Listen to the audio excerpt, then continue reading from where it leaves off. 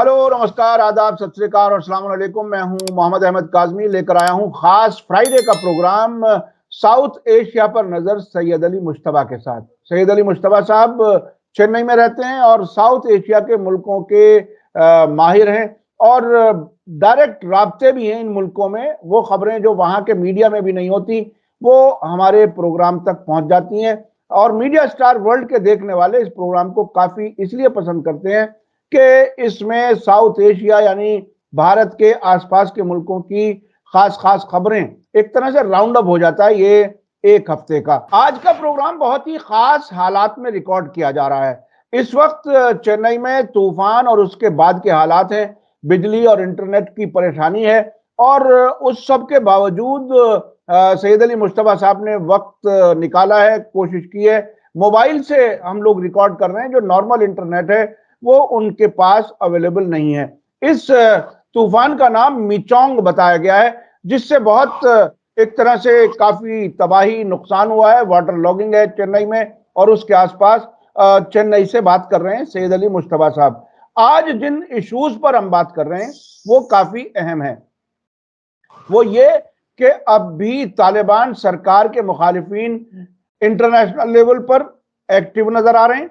दूसरे, भारत की राजधानी नई दिल्ली में जो अफगानिस्तान एम्बेसी पिछले दिनों बंद हो गई थी, अब वो फिर से खुल गई है और उसमें कॉन्सुलर सर्विसेज शुरू हो गई हैं। लेकिन इसमें खास बात यह है कि काबुल से तालिबान हुकूमत का नुमाइंदा कोई नहीं आया है, बल्कि भारत में ही जो अफगान कॉन्सुलेट मुंबई और हैदराबाद में थे उनके जिम्मेदारान ने आकर के ये कॉन्सुलर सर्विस शुरू की हैं। भारत ने न सिर्फ भारत ने बल्कि दुनिया के मुल्कों ने अभी तक भी तालिबान सरकार को तस्लीम नहीं किया है। तो ये बड़ी खबर है। दोनों खबरों पर हम बात करेंगे। इसके अलावा पाकिस्तान में इलेक्शन की तैयारी है और उसमें क्रिकेटर इमरान खान कहीं नजर नहीं आ रहा है, वो अभी तक जेल में है। ऐसा लगता है कि उनके बगैर ही इलेक्शन होंगे। उनकी पार्टी जो पाकिस्तान तहरीक इंसाफ पीटीआई कहलाती है, उसके दूसरे लीडर्स हैं जो इस इलेक्शन को लीड करेंगे। उधर मालदीव और भारत के मामले भी कुछ बीच में जो गड़बड़ा गए थे, ऐसा लगता है कि कुछ संभल गए हैं।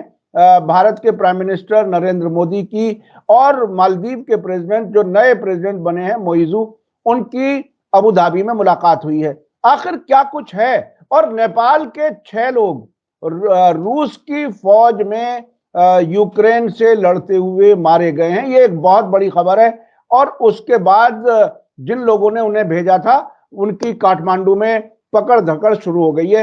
ये सारी खबरें हैं, इस पर तफसील से बात करेंगे। आखिर तक प्रोग्राम जरूर देखिएगा, इसमें बहुत इंफॉर्मेशन होती है। सैयद अली मुश्तबा साहब, वेलकम है आपका। मीडिया स्टार वर्ल्ड को आपने ऐसे वक्त में भी वक्त दिया जबकि आप खुद वहां मुश्किल वेदर के हालात की वजह से कई मुश्किलात में हैं।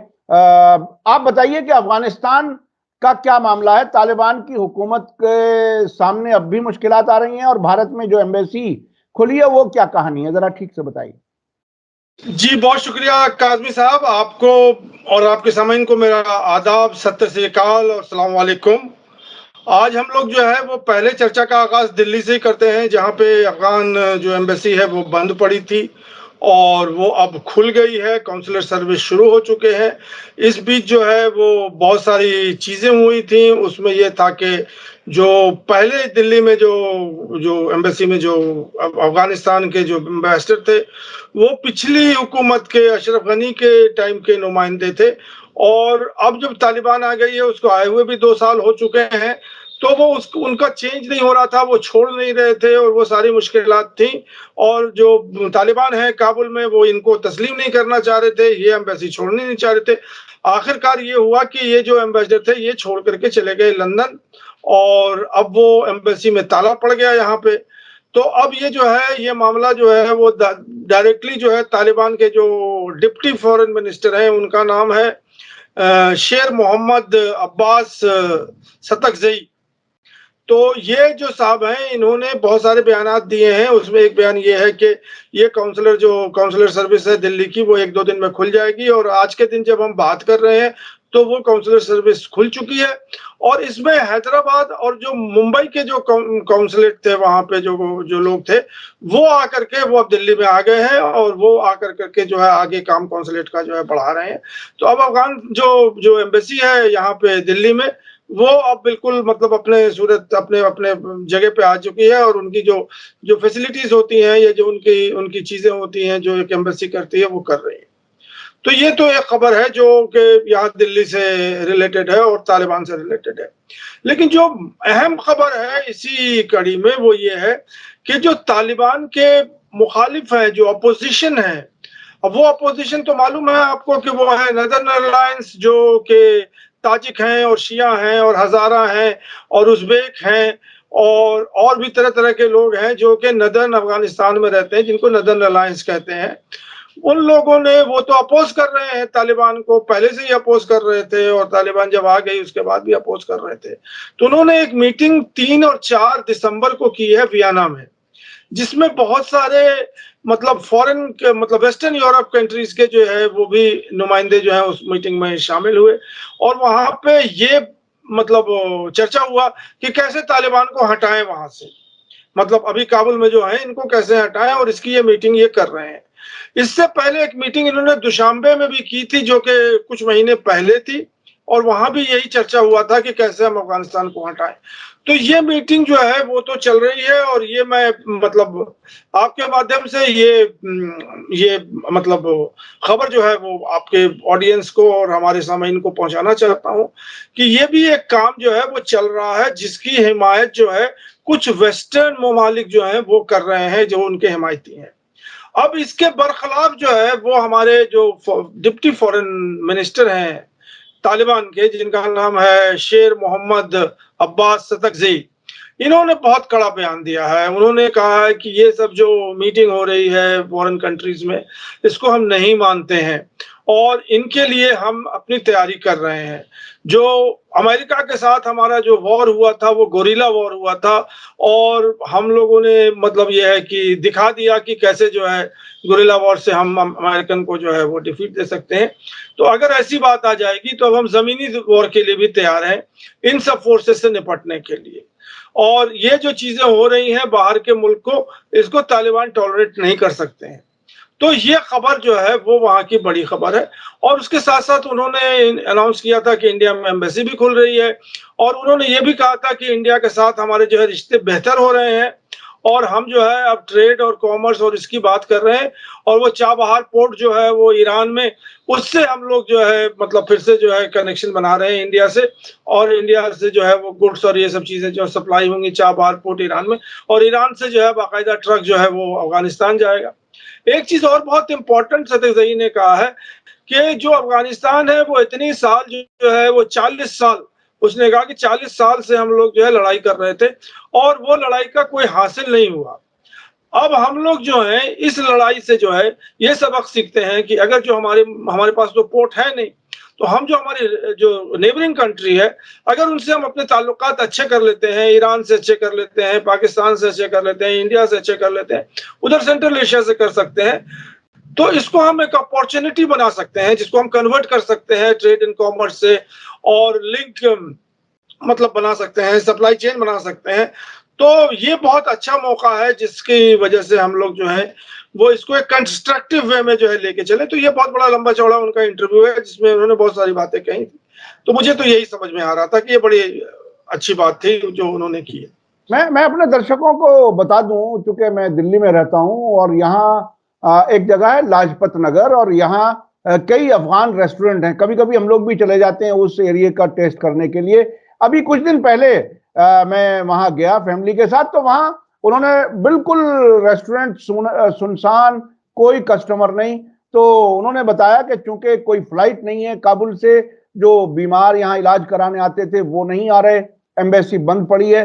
तो एक अजीब सा माहौल है खुद अफगानों में, जो यहाँ जो मुश्किलात उनके साथ आ रही हैं, उन ये अभी तक चूंकि तालिबान सरकार को तस्लीम नहीं किया है फुल फ्लेज। लेकिन इस खबर में एक बात तो सामने आई कि जो मुंबई और हैदराबाद में उनके कौंसलेट थे, उनका जरूर राब्ता काबुल से और तालिबान हुकूमत से है, जिसकी बुनियाद पर वहां के डिप्टी फॉरेन मिनिस्टर ने यह बयान दिया।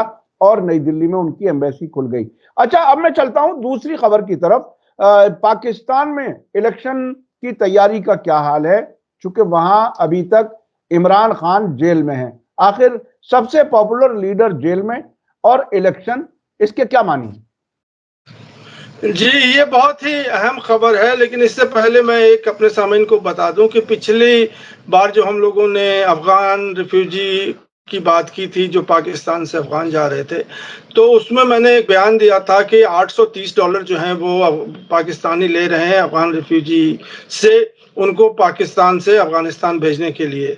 जो कि किसी मेरे कॉन्टैक्ट है पाकिस्तान से, उन्होंने इसको करेक्ट किया। उन्होंने कहा कि वो रिफ्यूजी जो पाकिस्तान से रोड के रास्ते से अफगानिस्तान जा रहे हैं, उनसे कोई पैसे पाकिस्तान नहीं ले रहा, लेकिन जो लोग एयरपोर्ट के रास्ते से किसी फॉरेन कंट्री जा रहे हैं, उनसे वो $830 ले रहा है। तो ये मैं आपके सामाइन को और आपके हमारे जो जो लोग हैं उनको मैं करेक्ट करना चाहता हूं, और ये भी बताना चाहता हूं कि हमारा नेटवर्क कितना स्ट्रांग है, जो कि लोग देखते हैं और मुझे मतलब इस्लाह करते हैं कि ये आपने गलत बयानी की। अब आ जाइए पाकिस्तान के ऊपर। तो देखिए, मैं पाकिस्तान की जो बातें चल रही हैं वो तो आपको भी मालूम है, दुनिया को भी मालूम है, वो सारी चीजें हैं। लेकिन जो मैं बहुत ही बारीक इंटरप्रिटेशन करना चाहता हूं या एनालिसिस करना चाहता हूं पाकिस्तान के बारे में, जिसको लोग नहीं समझते हैं और बज़ाहिर जो जो चीज है उसको देखते हैं और उसके बाद जो है उससे एनालिसिस करते हैं। एक जो चीज मैं आपको ये बताना चाहता हूं कि पाकिस्तान जो है वो डीप स्टेट है। डीप स्टेट जो है ये पॉलिटिकल साइंस का एक थ्योरी है। मैं पॉलिटिकल साइंस पढ़ाता हूं तो इसलिए बताता हूं। पॉलिटिकल साइंस में डीप स्टेट का मतलब ये होता है कि बज़ाहिर तो एक स्टेट है जो कि डेमोक्रेसी से रन कर रहा है। अब इसको आप हिंदुस्तान पे भी बोल सकते हैं कि हिंदुस्तान में भी वही हालात है जो कि पाकिस्तान के डीप स्टेट का हालत है, कि जो स्टेट है वो किसी और लोग उसको चला रहे हैं, और जो डेमोक्रेटिक सरकार है वो एक फसाड है। उसके पीछे जो है एक पैरेलल सरकार बनी हुई है, वो डीप स्टेट है, और वही एक ऑल्टरनेटिव जो है वो बागडोर जो है, जिनके हाथ में कमान है, वो पावर चला रहे हैं। तो पाकिस्तान जो है वो कथाकथित एक डीप स्टेट है, जिसमें जो पॉलिटिकल पावर है वो आर्मी के हाथ में है, और आर्मी जैसे चलाएगी वैसे चलेगी पाकिस्तान, नहीं तो नहीं चलेगी। तो इसको समझने के बाद अगर आपको इस पर यकीन है डीप स्टेट, तब आप इमरान खान को और नवाज शरीफ को और जो भी मोरे हैं उनको समझने में बहुत आसानी होगी, क्योंकि ये डीप स्टेट जो डेवलप होता है ये एक दिन में नहीं डेवलप होता है। ये इसकी जो बुनियाद है ये बहुत पुरानी है, और जो पाकिस्तान में जो हुक्मरानी कर रहे हैं और जो लोग जो वहां सियासत कर रहे हैं, उन्हें मालूम होना चाहिए कि पाकिस्तान एक डीप स्टेट है, और इस डीप स्टेट को खत्म करने के लिए उनको अपनी जद्दोजहद और उनकी लड़ाई करने की जरूरत है। और इमरान खान जो है उसी लड़ाई को के लिए जो है वो पाकिस्तान के पॉलिटिकल और सियासी हालत पे आ गए थे। अब आ जाइए खबर पे। तो खबर यह है कि पाकिस्तान में इमरान खान जो है, जो चेयरमैन थे पीटीआई के, वो अभी जेल में बंद हैं। उनके साथ शाह मोहम्मद कुरैशी जो है, महमूद शाह कुरैशी जो है उनके फॉरेन मिनिस्टर, वो भी बंद हैं। उनके ऊपर जो है कई सारे मुकदमे चल रहे हैं, 200 के आसपास मुकदमे चल रहे हैं। 12 दिसंबर को वो खबर आई है कि उनको जो है उनको सजा होगी साइफर केस में। तो ऐसे हालात में तो ये तो बिल्कुल जाहिर है, क्योंकि इलेक्शन जो है वो फरवरी में होने वाले हैं। शायद अभी जो खबर है वो 8 फरवरी की है कि पाकिस्तान में 8 फरवरी को इलेक्शन होगा। तो ऐसे हालात में तो ना इमरान खान लड़ सकते हैं, ना महमूद कुरैशी लड़ सकते हैं। तो अब जो मामला वहां पाकिस्तान में आ गया है कि एक साहब उभरे हैं जिनका नाम है गौहर अली खान। वो पीटीआई के अभी मतलब उनका कहना है कि उनको टेम्पररी चेयरमैन बना दिया गया है, और वही जो है वो पीटीआई को लीड करेंगे। और इलेक्शन कमीशन ने कहा था कि आप अपनी इंटरनल डेमोक्रेसी कीजिए और इंटर पार्टी जो अपनी इलेक्शन है वो कर करके एक नए लीडर को चुनिए। तो यही मुझे यहाँ पे खबर तो यही आई है कि उनकी इंटर पार्टी इलेक्शन हो चुकी है, और उसके बाद जो है ये गौहर अली खान जो है ये नए साहब आए हैं। और इलेक्शन कमीशन ने ये कहा था कि अगर आप ये नहीं करेंगे तो आपका जो बल्ले का सिंबल है, बैट, क्रिकेट बैट, जो उनका इलेक्शन सिंबल है, जो इमरान खान का सिंबल था, वो आपसे हम छीन लेंगे, और अगर आप वो लेके आएंगे तो आपका ये बल्ला जो है वो सिंबल जो है वो बरकरार रहेगा। अब यहाँ पर आखिरी बात ये आती है कि देखिए 2018 में या 17 में जब वो इमरान खान आए थे, तो इमरान खान भी जो है वो मिलिट्री के सपोर्ट पे आए थे। उनको जो पूरी सरकार में जो बहुमत मिली थी वो अकेले पीटीआई को नहीं मिली थी, उसमें मिलिट्री भी सपोर्ट थे और छोटी छोटी पार्टियां थी और वो सारी चीजें मिलकर के उन्होंने इलेक्शन खड़ा हुआ था। लेकिन जो मेन जो मकसद था वो ये कि नवाज शरीफ को हटाना था और इमरान खान को लाना था। अब जो है ये पल्ला जो है बदल गया है, बिल्कुल उलट गया है। अब आर्मी जो है वो नवाज शरीफ को लाना चाहती है, उसके सारे जितने मुकदमे हैं खत्म हो गए हैं, सारी उसकी सजाएं मतलब माफ कर दी गई हैं। वो फिर से बिल्कुल मतलब ये है कि धुला धुलाया मतलब एकदम लॉन्ड्री से निकला हुआ नया लीडर बन करके आ गया है पाकिस्तान पे। और उसी पे जो है जो डीप स्टेट का जो हाथ है वो उसी के ऊपर है, अमेरिका का भी उसके ऊपर हाथ है और आर्मी का भी उसको हाथ है कि उसी को वो खड़ा कर करके वो इलेक्शन जितवा देना चाहते हैं। तो मुझे बिल्कुल तस्वीर सामने आ गई है कि अब इलेक्शन जो होगा, जैसा भी होगा, वो रिग होगा, नहीं होगा, जैसा भी होगा, उसमें इमरान खान की पार्टी को कुछ वोट मिलेंगे, कुछ वो ये नहीं दिखाना चाहते हैं कि उसको सफाया कर दें, लेकिन वो मेजोरिटी में हमारे आज के डेट में यही लग रहा है कि वो मेजोरिटी में शायद ना आए। और मतलब नवाज शरीफ जो है वही जो है एक वो फसाड, जो इलेक्शन का फसाड होगा जिसको कहते हैं, तो उस पे जो है वो इलेक्शन होगा और नवाज शरीफ जीत के आ जाएंगे।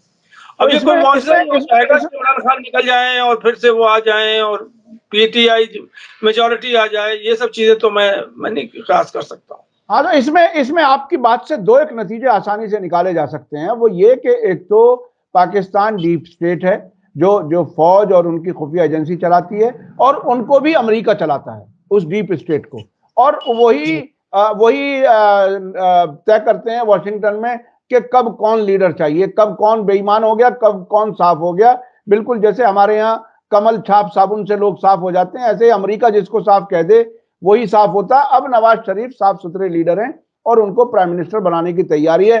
दूसरी बात, इसका मतलब यह है कि पाकिस्तान तहरीक इंसाफ पार्टी के पास एक चॉइस है, या तो बल्ला रखे या इमरान खान को अपना लीडर माने। दोनों में से एक चीज, यानी क्रिकेटर और उसके बल्ले को अलग करने की तैयारी है। अच्छा, अब मैं चलता हूं, ये भारत और मालदीव के बीच में क्या कुछ हो रहा है। मालदीव छोटा मुल्क है बेशक, लेकिन बहरहाल एक मुल्क है, सॉवरन मुल्क है, और वहां के नए जो प्रेसिडेंट इलेक्शन जीत करके आए हैं वो इंडिया आउट के स्लोगन से जीत करके आए हैं। क्या कुछ है, ताजा खबर क्या है?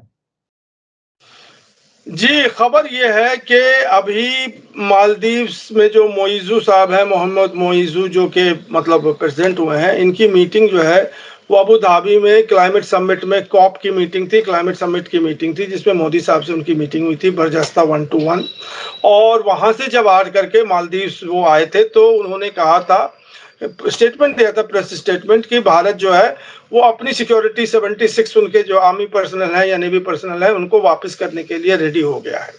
तो ये तो हाईएस्ट लेवल की जो है वो मतलब इंफॉर्मेशन है, जिसमें कोई मतलब लोच नहीं है कि कोई थर्ड पार्टी है नहीं, जबकि मेन पार्टी जो प्रेसिडेंट है वो ये कह रहा था कि मैं पूरा कैंपेन हमने चलाया था इंडिया आउट, तो इंडिया आउट हो गई और इंडिया जो है वो अपना बस बोरिया बिस्तर बंद कर करके वो अपना वापस जा रही है। तो ये तो मोइज़ू साहब का कहना है। अब इंडिया में बहुत सारी मतलब अटकलें लग रही हैं और बहुत सारी मतलब बातें हो रही हैं और ये हो रही हैं। उसमें वो ये कह रहे हैं कि ये जो वर्दीधारी लोग हैं, इनको जो है नॉन वर्दी वाले, जो जिसको मुफ्ती कहते हैं हम लोग यहाँ चेन्नई में, मुफ्ती, वो जाकर के उसकी जगह ले लेंगे। अब वो क्या होगा नहीं होगा ये तो मैं नहीं जानता हूँ, लेकिन इन सारी घड़ियों में एक चीज कड़ी और ये है कि वो अभी 175 या 173 संधिया की थी हमारे सोले साहब ने, तो उन सब पे वो रिव्यू कर रहे हैं कि कितनी उसमें जो है वो इंडिया के तौर पर है, इंडिया के फेवर में है, मालदीव के फेवर में है या इंडिया के फेवर में है, उसको करेंगे। लेकिन अभी जो मालदीव के जो प्रेसिडेंट है मोइज़ू साहब ने ये बड़ा पॉजिटिव नोट लिया है इंडिया के ऊपर, कोई मतलब जारहाना रुख नहीं इस्तेमाल किया है, बल्कि उन्होंने कहा कि इंडिया तो हमसे सबसे बड़ा क्लोज है और इंडिया फर्स्ट पॉलिसी, तो ये इनकी स्लोगन जो है ये तो हमेशा से रही है इंडिया फर्स्ट पॉलिसी, क्योंकि इंडिया के अलावा तो कोई है ही नहीं है। तो हमारा और इंडिया के मतलब कोई भी अगर क्राइसिस होती है या कोई भी हमारा दोस्त है अगर कोई है भी तो वो इंडिया ही है। और हम लोग जो है वो हम मतलब मालदीव और इंडिया जो है बहुत ही अच्छी तरह से तालमेल मिला करके और मतलब अपने का काम जो चलाएंगे, और बिना इंडिया के तो हमारा काम ही नहीं चल सकता है, हम तो इंडिया पे ही आश्रित है। इन सारी चीजों की बड़ी स्वीट वर्ड्स जो है उन्होंने इस्तेमाल किए और उन्होंने कहा कि हमारा जैसे इंडिया से मतलब ये कि ज़माने कदीम से जो रिश्ता चला आ रहा है वही चलेगा और ये सब चीज़ें जो हैं वो चलती रहेंगी और इंडिया से हमें कोई परेशानी नहीं है। इंडिया से भी जो लोग हैं उन्होंने कहा कि हमारा मालदीव्स के साथ जो है वही रिश्ता चलेगा जो पहले चल रहा था। तो यही खबर है सर। अच्छा अच्छा, इसमें एक चीज नतीजे के तौर पर हम पत्रकार जो हैं बहरहाल हर चीज को समझने की कोशिश करते हैं और अपने दर्शकों को भी बताने की कोशिश करते हैं। दोनों मुल्कों की हुकूमतों में मौजूद पॉलिटिशियंस ने अपनी अपनी फेस सेविंग का रास्ता निकाल लिया। मोइजू ने ये बात करके कि भारत की फौज जा रही है, उनकी फेस सेविंग हो गई, अपनी कॉन्स्टिट्यूएंसी इंटैक्ट। और भारत के लीडर मोदी जी को ये कहना बहुत आसान है कि कोई बात नहीं, अगर यूनिफॉर्म में नहीं होंगे तो बगैर यूनिफॉर्म के चले जाएंगे, कोई बात नहीं, अपना काम तो करेंगे। यानी दोनों तरफ के पॉलिटिशियंस बहुत ही चालाकी से अपने अपने रास्ते पर बाकी हैं और दोनों तरफ से ताल्लुकात अच्छे होने की बात कर रहे हैं। आने वाला वक्त बताएगा कि मोइजू चीन की तरफ जाते हैं या भारत की तरफ कुछ नजदीकियां दिखाते हैं। अच्छा, अब मैं चलता हूं नेपाल से आने वाली खबर पर। नेपाल के कुछ लड़के फौज में जाकर के शामिल हो गए रूस में और वहां से उनके मरने की खबर है। वो क्या कुछ है, क्योंकि ये बड़ी खबर इसलिए है कि किसी तीसरे मुल्क का आदमी किसी मुल्क में जाकर के बाकायदा फॉर्मल फौज में शामिल हो जाए और वहां मरे, और वहां जिस मुल्क से वो हैं उनकी सरकार को भी पता ना हो कि आखिर क्या हो रहा है, हमारे यहाँ के लड़के कहाँ जा रहे हैं। जी, ये खबर बहुत अहम है, लेकिन इससे पहले मैं ज़रा मालदीव्स की 1-2 लाइन और ऐड कर दूँ। पहली बात तो ये है कि जो इंडिया की तरफ से खबर है कि वो मतलब ये है कि जो फॉर्मल जो आर्मी लोग हैं वो वापस आ जाएँगे और उनकी जगह पे जो है मतलब दूसरे लोग इंडिया के चले जाएँगे। तो ये खबर जो है वो इंडिया की खबर है। अब मोइज़ू साहब या मालदीव्स के लोग उनको कितना एक्सेप्ट करेंगे, नहीं एक्सेप्ट करेंगे, ये सब चीज़ें बाद की बात है। ये अभी हम नहीं कह सकते हैं कि इसके अंदर क्या सदाकत है, क्योंकि ये तो डिपेंड करता है मालदीव्स के ऊपर। जबकि इंडिया की गवर्नमेंट ने मान लिया कि हम अपनी फौज को जो है वापस कर लेंगे, लेकिन ये तो बाकायदा एक संधि होगी ना कि कौन लोग आएंगे, क्या करेंगे, नहीं करेंगे, ये सब चीजें आगे की हैं।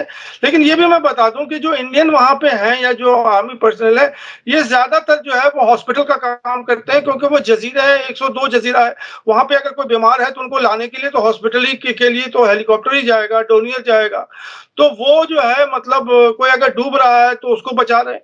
तो ये मैं आपको ये बताना चाह रहा हूँ कि कोई ऐसा नहीं है कि मतलब जो जो खबर जो हम लोग दे रहे हैं, मैं नहीं चाहता हूं कि शामीन जो है वो गुमराह हो, क्योंकि ये जो आगे की जो खबर है कि कौन वहां जाकर के इंडिया की तरफ से वहां पे मुहाफिजत करेंगे या नहीं करेंगे, ये नहीं जानता हूं। दूसरी बात मैं आपको ये बताना चाह रहा था कि जो पिछली बार जब वो जो है सोले साहब जब वो 18 में जब आए थे, तो उन्होंने अपना पहला पोर्ट कॉल जो है वो न्यू दिल्ली किया था। उनका स्लोगन था इंडिया फर्स्ट, इंडिया फर्स्ट।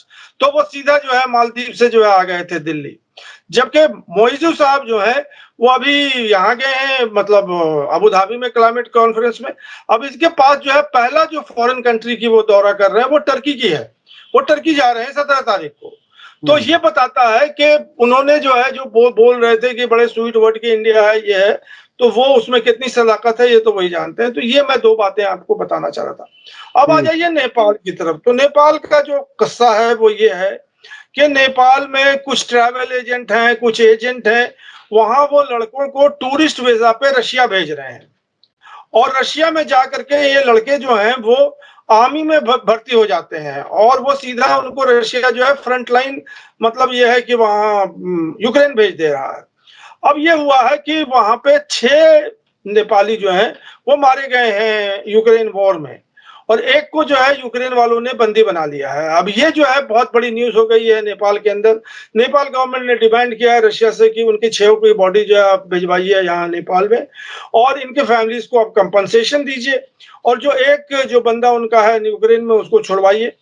तो ये चीजें जो है और इनके जो एजेंट लोग हैं यहाँ पर इनको जो है वो पकड़ा है काठमांडू में, उनको बंद कर दिया है कि ये काम अब क्यों कर रहे हैं, क्योंकि ये लोग जो जा रहे हैं वो सब टूरिस्ट वीजा पे जा रहे हैं, 45 डेज के टूरिस्ट वीजा पे। तो ये बहुत अहम खबर है।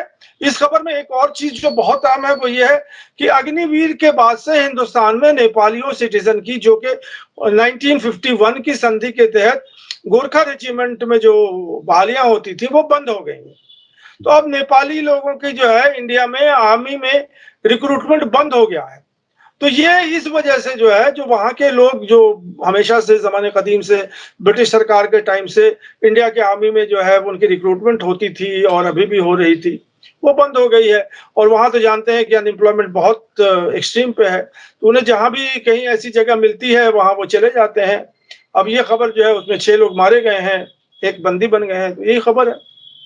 तो ये आपको याद होगा दर्शकों को, एक वैगनार के नाम से प्राइवेट आर्मी रूस की थी, जिसके लीडर से बहुत अच्छी अंडरस्टैंडिंग थी व्लादिमीर पुतिन की, लेकिन वो उन्होंने एक तरह से गद्दारी की और मॉस्को पर हमले के लिए तैयार हो गए। रास्ते में उन्हें रोका गया, फिर वो वापस गए और उनको एयर क्रैश में एक तरह से उनका कत्ल हो गया, मार दिया गया।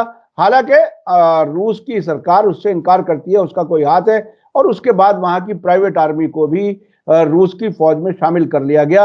और प्राइवेट आर्मियों का चलन बहुत से मुल्कों में है। बहुत से मुल्क अपनी हुकूमत की जिम्मेदारी को कम करने के लिए, बिल्कुल ऐसे समझ लीजिए जैसे प्राइवेट सिक्योरिटी एजेंसियां होती हैं, इसी तरह से फौजें भी। आपने व्हाइट हेलमेट का नाम सुना होगा, इराक में, सीरिया में या दूसरे मुल्कों में वो प्राइवेट आर्मियां हैं जो अमेरिका के साथ हैं। तो इसी किस्म की शायद कोई प्राइवेट आर्मी हो या किस तरह से, ये हम कंफर्म करेंगे। जी, आप कुछ बताना चाह रहे हैं? नहीं, मैं इख्तिताम में ये कहना चाह रहा था, वो मैं एक दिमाग में मेरे हलचल आ गई थी, और वो एक शेर है जिसको मैं आपकी नज़र करना चाह रहा हूँ। मैं शेर व शायरी से कोई मेरा दिलचस्पी नहीं, न वास्ता है, लेकिन आप लोगों के, ऐसे लोगों के सोहबत का असर है कि कुछ शेर जो है इधर उधर से आ जाते हैं, और ऐसे मौके पे जबकि हम आपके साथ बरजस्ता गुफ्तगू कर रहे हैं और ये हलचल मेरे दिमाग में चल रही थी, तो मैं आखिरी मतलब last word of this programme ये है कि जहां बिनी फितरत है, लेकिन जहां बिनी मेरी फितरत है, लेकिन कोई जमशेद का सागर नहीं हूं मैं। कोई जमशेद का मतलब वो जो ईरान का बादशाह था ना, जिसके पास एक बहुत बड़ा ग्लोब था, जिसको देख करके बता देता था कि दुनिया में कहाँ क्या हो रहा है या क्या नहीं हो रहा है। तो मैं उसी के हवाले से कह रहा था कि जहां बिनी हमारी फितरत है, लेकिन मैं कोई जमशेद का वो पॉट नहीं हूँ, सागर नहीं हूं मैं। तो ये किसी शायर ने कहा था, तो वही बात मैं आपको भी कहना चाह रहा हूँ। आप भी इंटरनेशनल रिलेशन वाले हैं, वेस्ट एशिया और इधर उधर की चीजें करते रहते हैं। जी। तो चलिए इसी के साथ हम लोग जी बहुत शुक्रिया सैयद अली मुश्तबा साहब। आप पूरे हफ्ते खबरों पर नजर रखते हैं और हमारे इस प्रोग्राम में हमारे दर्शकों तक पहुंचाने में हमारी मदद करते हैं, उसके लिए बहुत बहुत शुक्रिया। आइंदा फ्राइडे को फिर हम आपका ये प्रोग्राम हमारे जो दर्शक हैं उनके सामने लेकर के हम हाजिर होंगे। इसी के साथ मुझे दीजिए इजाजत। धन्यवाद, शुक्रिया। जय भारत, जय हिंद। मीडिया स्टार वर्ल्ड के और वीडियो देखने के लिए हमारे चैनल को सब्सक्राइब करें और सीधे नोटिफिकेशन पाने के लिए बेल आइकन दबाएं। और अगर हमारी खबर सच्ची और अच्छी लगे तो अपने व्हाट्सएप, इंस्टाग्राम, फेसबुक और ट्विटर अकाउंट पर जरूर शेयर करें।